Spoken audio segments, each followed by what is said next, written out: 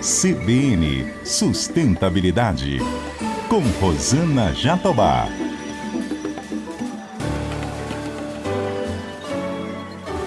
Oi, pessoal, tudo bem? O CBN Sustentabilidade de hoje fala sobre a agenda ESG no setor de frigoríficos. O Brasil tem um enorme desafio de produzir alimentos para atender a crescente demanda mundial por proteína, mas tem a responsabilidade de preservar o meio ambiente e as relações sociais. Eu converso com Paulo Pianez. Ele é diretor de sustentabilidade e comunicação corporativa da Marfrig. A Marfrig é a segunda maior empresa de carne bovina do mundo e líder global na produção de hambúrgueres. Paulo, que prazer recebê-lo aqui no CBN Sustentabilidade. Tudo bem com você? Tudo bom, Rosana? O prazer é meu. Super boa tarde para você e para todos os ouvintes. Paulo, a gente costuma ouvir na imprensa de que o Brasil tem uma frota de satélites para rastrear a cadeia produtiva do gado. Mas eu te pergunto, num país tão grande, né, de dimensões continentais como o nosso, como é que a gente garante de fato que a produção respeita a agenda ESG? O nosso mercado é totalmente rastreado, mesmo lá naqueles grotões, lá onde a gente não chega? Ainda não, Rosana. Na verdade, é um desafio monumental que a gente tem mesmo, né? O Brasil é um país de extensão continental e, obviamente, tem muitas localidades ainda que produzem pecuária ou produzem commodities em geral e que não se tem informação. Agora, de fato, o Brasil e o mundo já dispõem de tecnologia apta a fazer isso. Eu vou te dar um exemplo aqui da Marfrig. Hoje, nós monitoramos via satélite uma área de 30 milhões de hectares. Isso diariamente. Isso é maior do que o território de São Paulo, é maior do que o território do Reino Unido, por exemplo, né? E então, todos os dias, a gente consegue fazer com que 100% do nosso fornecimento direto, ou seja, das fazendas que nos fornecem, elas sejam 100% rastreadas, melhor dizendo aí, monitoradas via satélite. Isso a gente consegue assegurar que esses animais que vêm para a nossa indústria não sejam provenientes de áreas de desmatamento, unidades de conservação, terras indígenas, né, que não venham de áreas que tenham algum tipo de embargo. Então, essa tecnologia já existe, a gente já aplica, mas ainda há desafios. Eu estou falando aqui do fornecimento direto, né? Mas a cadeia da pecuária é uma cadeia não verticalizada. Ela tem basicamente aí 3 fases, né? Tem os fornecedores que produzem a cria, aqueles que vão cuidar do animal ainda adolescente, que é a recria, até que ele chegue no fornecedor direto, que é aquele que faz a terminação, a engorda desses animais. Então, a gente tem desafios ainda para fazer toda essa conexão e, obviamente, aí ter esse total controle. Tem caminhos para isso também, né? Mas, sem dúvida nenhuma, isso se coloca como um desafio. Para você ter ideia, né? O Brasil tem 5 milhões de propriedades rurais. 2,5 milhões de propriedades rurais se dedicam à pecuária de corte, isso dados, né, do Censo Agropecuário de 2017. E isso distribuído pelo Brasil todo, né, por todos os biomas. Aqui a gente está falando de Cerrado, Amazônia, dos Pampas, do Pantanal. Então, na verdade, sem dúvida nenhuma, tem caminho a ser feito ainda nessa jornada. Paulo, você mencionou um ponto super importante, que é essa questão do desmatamento como um aspecto mais sensível relacionado à cadeia pecuária aqui no Brasil.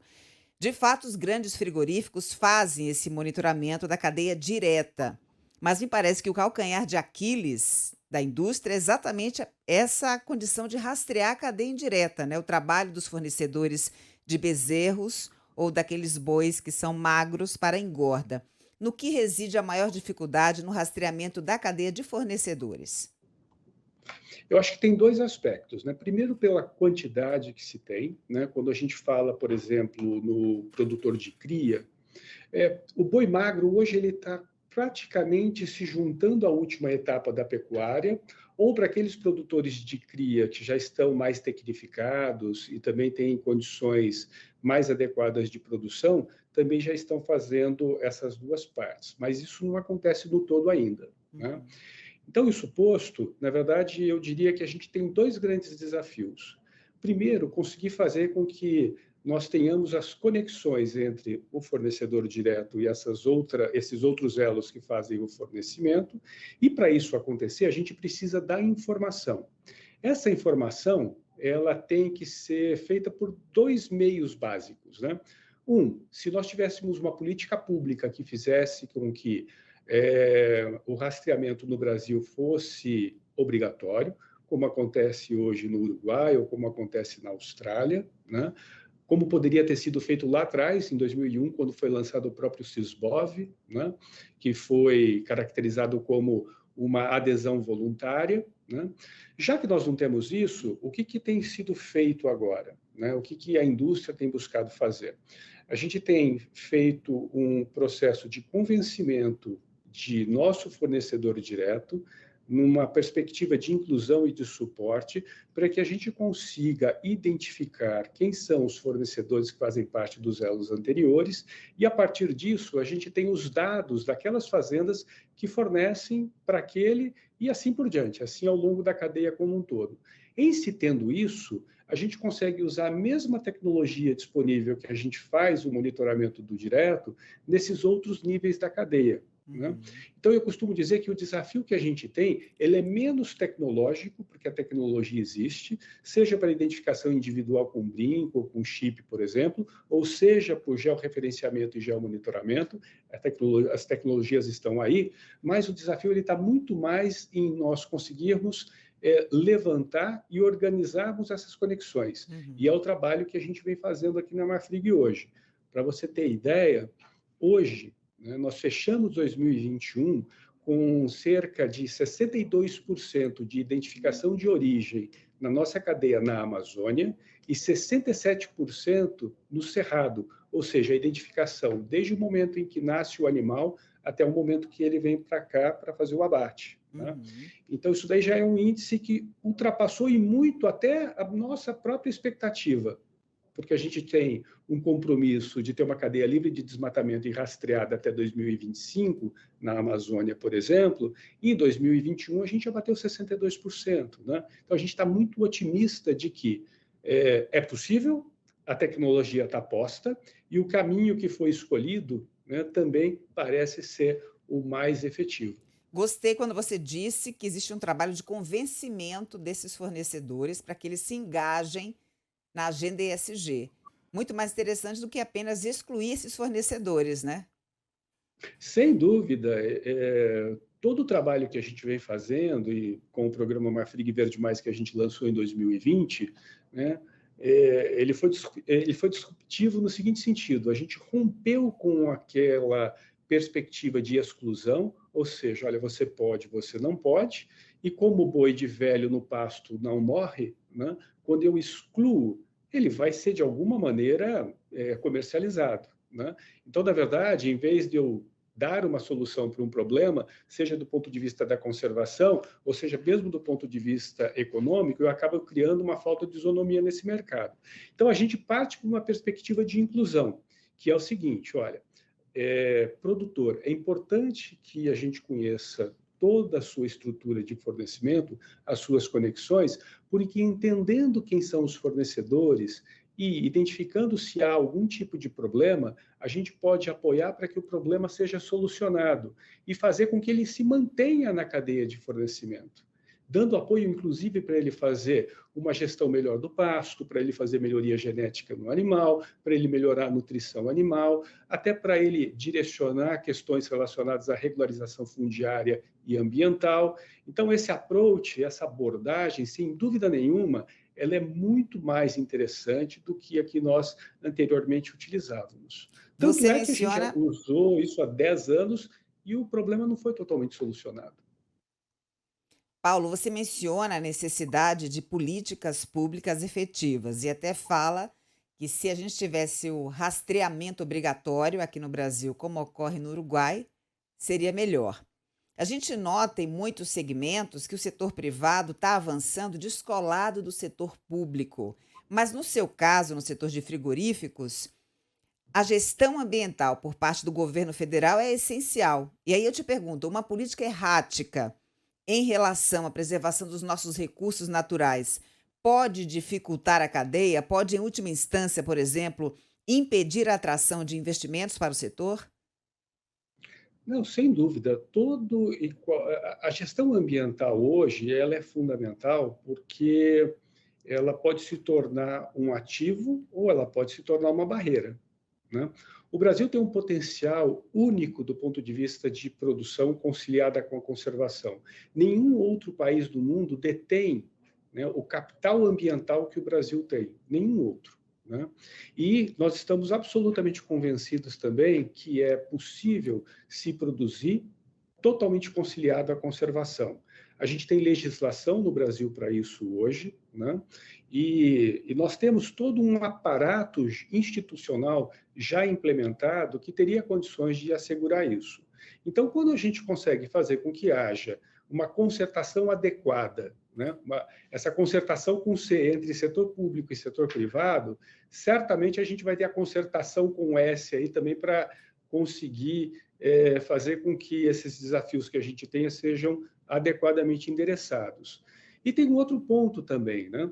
Tem o ponto da própria narrativa que o Brasil conseguiria levar lá para fora, isso numa abordagem e todos falem a mesma língua, que teria um impacto do ponto de vista de fazer com que muito da narrativa que acontece lá fora, ela teria um contraponto com os fatos que a gente tem aqui no Brasil.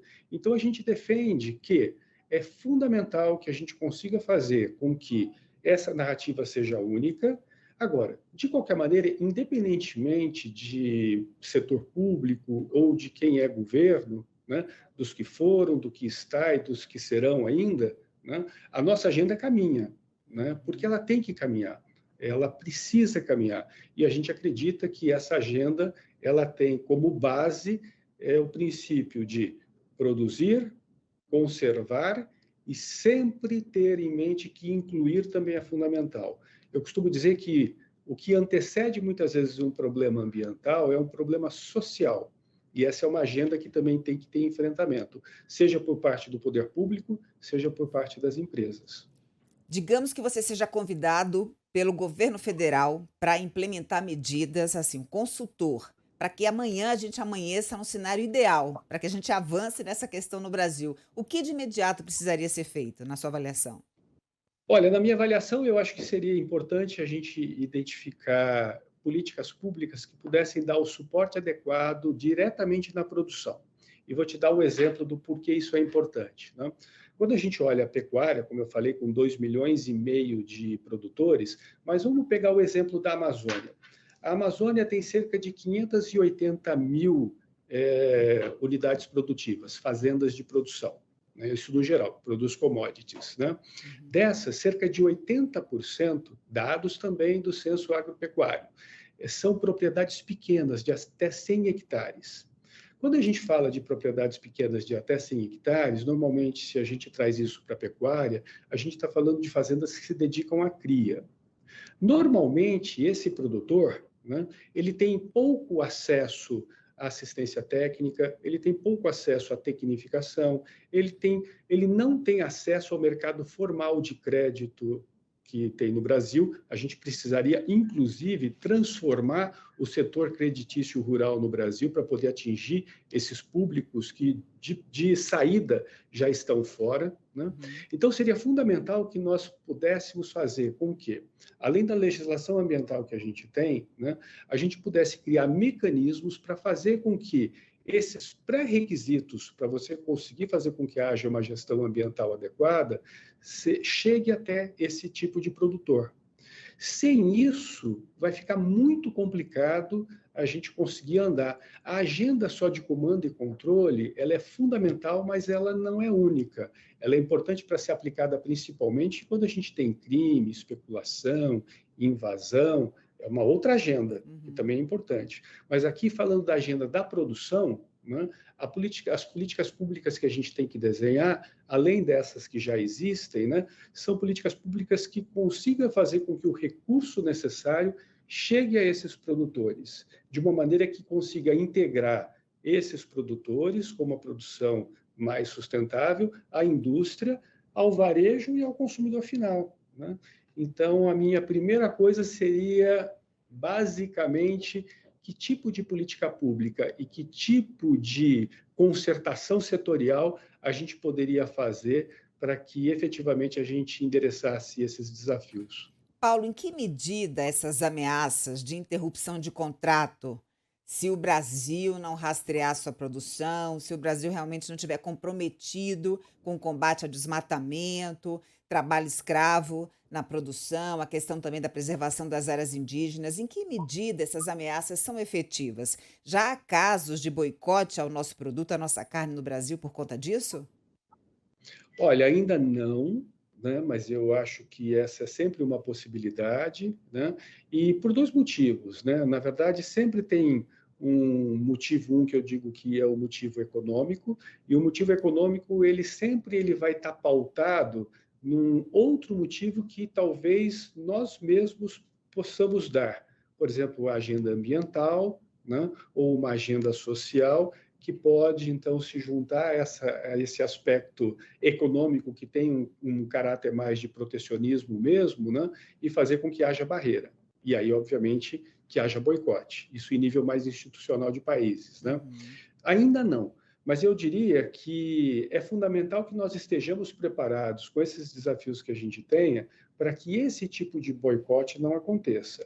Até porque a estratégia do boicote, a estratégia da exclusão, como a gente falou anteriormente, não é o melhor caminho.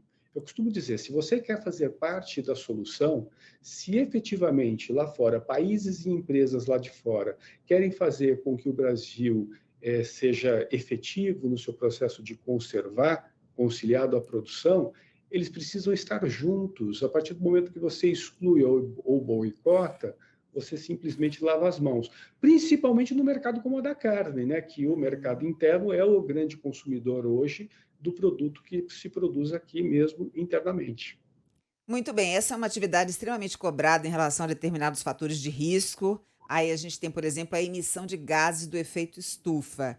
Queria que você contasse aqui para o nosso ouvinte como é que está o plano de descarbonização da Marfrig, se vocês têm avançado muito, quais são as metas e os desafios.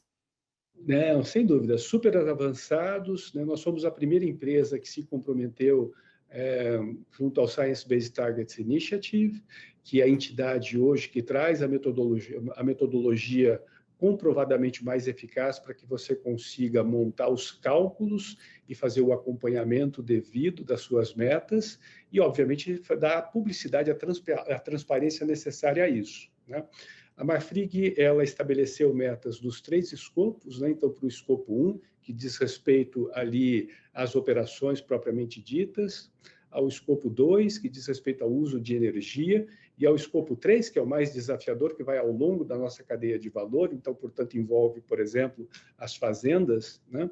Uhum. Nós colocamos metas de redução de 68%, base 2019 até 2035, para os escopos 1 e 2, e 33%, que também é bastante desafiador, para escopo 3. Escopo 3, quando a gente fala de pecuária, isso está muito relacionado, inclusive, à emissão de metano. Sim. Por quê? A Marfrig é a única que tem metas efetivas no escopo 3, levando-se em consideração o principal fator de emissões na pecuária, que é a fermentação entérica, né, que é onde se emite metano, né? Uhum. E tem Nosso caminhos ouvinte para. sabe que é pelas flatulências e arrotos do boi. Exatamente, né? Então, a gente tem que ter mecanismos adequados para conseguir fazer com que haja algum tipo de medida para que isso possa ser mitigado, esse risco. E tem. No escopo 3, por exemplo, a gente está trabalhando em 4 frentes. Uma frente que é intensificação e manejo de pasto adequado, né, que é o mais efetivo em sequestro de carbono. O segundo é incentivando o produtor e apoiando para que sejam implantados sistemas de produção que integram a pecuária com floresta, a pecuária com lavoura. O terceiro é melhoria genética, para encurtar o tempo que esse animal fica pronto, e obviamente aí ele vai emitir menos, né? E o quarto é a própria nutrição animal. Hoje, comprovadamente, né, tem suplementos alimentares que diminuem o nível de fermentação entérica e emissões, e com isso a gente consegue ter uma meta efetiva para trabalhar esse desafio que é o relacionado ao longo da cadeia.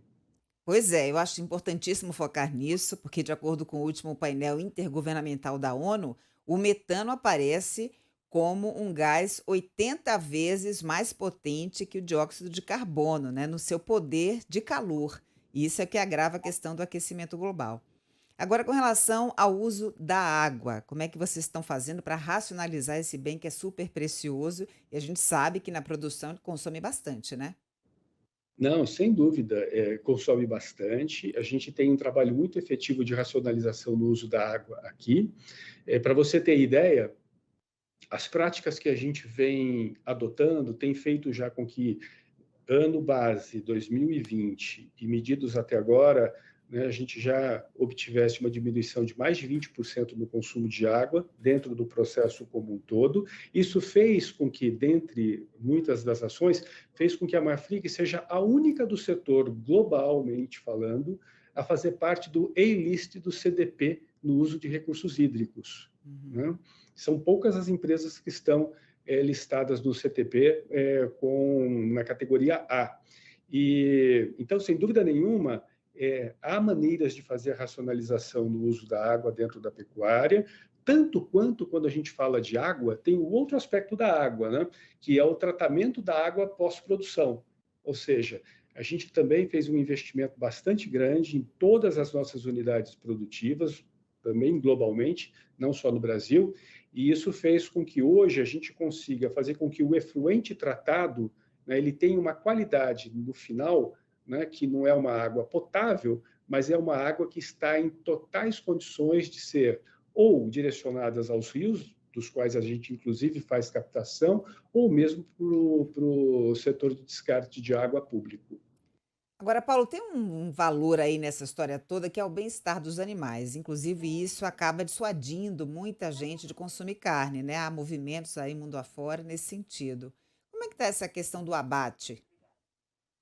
Olha, esse daí também, acho que esse é um dos pilares que a gente tem trabalhado aqui muito intensamente, historicamente, isso já vem de muito tempo, né? Tanto aqui também, falando de ranking internacional, a Marfrig também é a única no setor dentro do BBFOL, que é o principal ranking global que avalia as empresas em relação à questão de bem-estar animal, no Tier 2. Né? Para você ter ideia, no Tier 1, a publicação nova ainda não saiu, que vai ser agora de 2021, estou falando da publicação que foi feita em 2020, né? Só tem 5 empresas no tier 1, que são empresas de não produção de bovinos, né? Mas, enfim, esse é um pilar fundamental. A gente tem que cuidar dos animais desde quando eles estão na fazenda, no momento em que eles embarcam até o frigorífico, então tem que cuidar de todo esse transporte, tempo de transporte, a maneira como ele é transportado, né? A qualidade do desembarque desses animais, a qualidade, né, dos currais nos quais eles ficarão, do ponto de vista de conforto térmico, de alimentação, né, de sede, de diminuir o estresse ao máximo e de equipamentos de alta tecnologia no momento do abate. Uhum. O abate hoje de um animal, ele é muito rápido.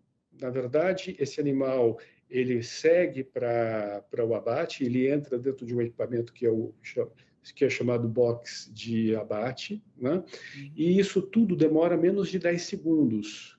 É muito rápido.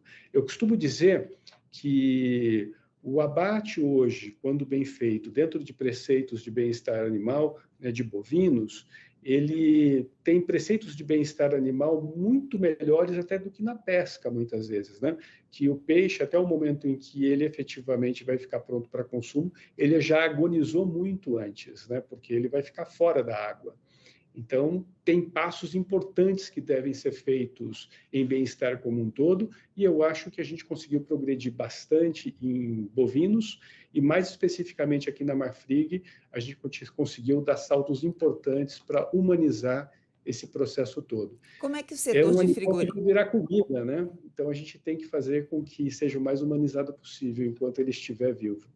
Como é que o setor de frigoríficos encara esse movimento mundial lastreado pela inovação, que, por exemplo, quer cultivar carne em laboratório?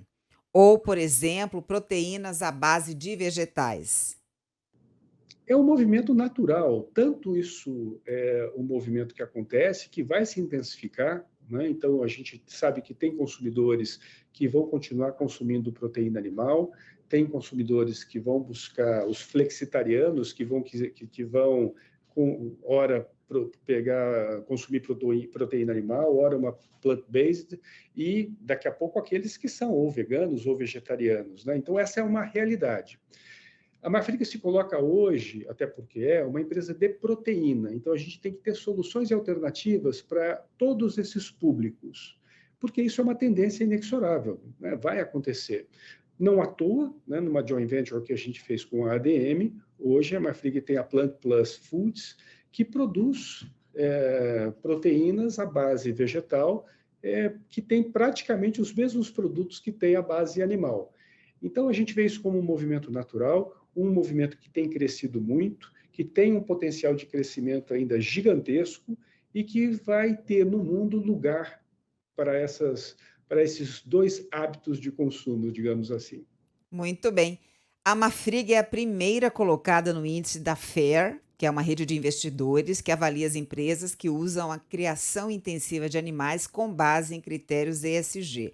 Então, conta aqui pra gente, com perdão do trocadilho, qual é a receita do sucesso. Bom, olha, acho que a receita do sucesso aqui na Marfrig, primeiro, né, essa é uma agenda. Eu costumo dizer que o ESG, o E e o S só acontecem quando você tem um bom G. Eu diria que o primeiro segredo do sucesso nosso é o G. A gente tem aqui o Roberto Vac, que é um dos nossos conselheiros, né, que é super emblemático dentro dessa agenda da sustentabilidade há muito tempo, né? Então, a gente tem um conselho hoje de administração que toma a sustentabilidade como um pilar estratégico da companhia, e está dentre os 5 pilares estratégicos da companhia. Disso, a gente estabeleceu um comitê de sustentabilidade vinculado ao conselho, que é coordenado pelo Roberto Vac. Temos a presença aqui também do Marcelo Furtado, que faz parte do comitê como membro externo, né? Ex-Greenpeace e hoje no WRI. Temos a Daniela Mariuso, que é do IDH. Temos mais um conselheiro dentro da companhia, dentro desse comitê. Então, tudo passa pelo escrutínio de um comitê que é extremamente crítico do ponto de vista das ações que a gente vai tomar. Então, esse eu diria que é o primeiro ponto de sucesso. O segundo ponto é a transparência, né? Tudo que a gente faz, a gente tem buscado ser o mais transparente possível, dizendo o que deu certo, o que não deu tão certo, por que não deu, que caminhos a gente vai tomar. E o terceiro é ser o mais efetivo possível com investimentos nas ações que a gente vem tomando como base, inclusive, os 10 fatores de risco da FAIR. Né? Ele talvez aí esteja o melhor direcionador para a indústria de proteína animal poder ter uma boa estratégia, um bom modelo de gestão ESG. Eu diria que são esses os 3 principais fatores, e não à toa a Marfrig hoje é a mais bem posicionada empresa dentro desse ranking global, né? É um ranking que tem 300 investidores dentro de proteína animal que avaliam as 60 maiores empresas de capital aberto em proteína animal e a única classificada como de baixo risco.